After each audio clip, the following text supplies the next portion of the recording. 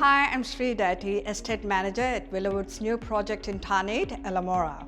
I'm very pleased to let you all know, despite a lot of heavy rain over the past fortnight, construction works have been progressing very smoothly. Stages 1 and 2 are at phase 4 of construction cycle, where our contractors have been on site installing underground services, including electricity and telecommunications.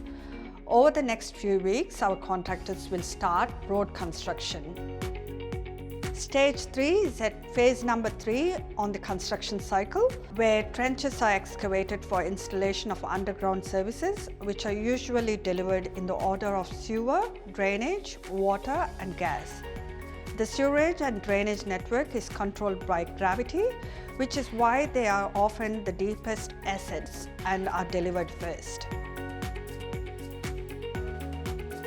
Titles for stages 1 and 2 are on track for the fourth quarter of this year, most likely around November. Stage 3 titles are expected around December or early January next year.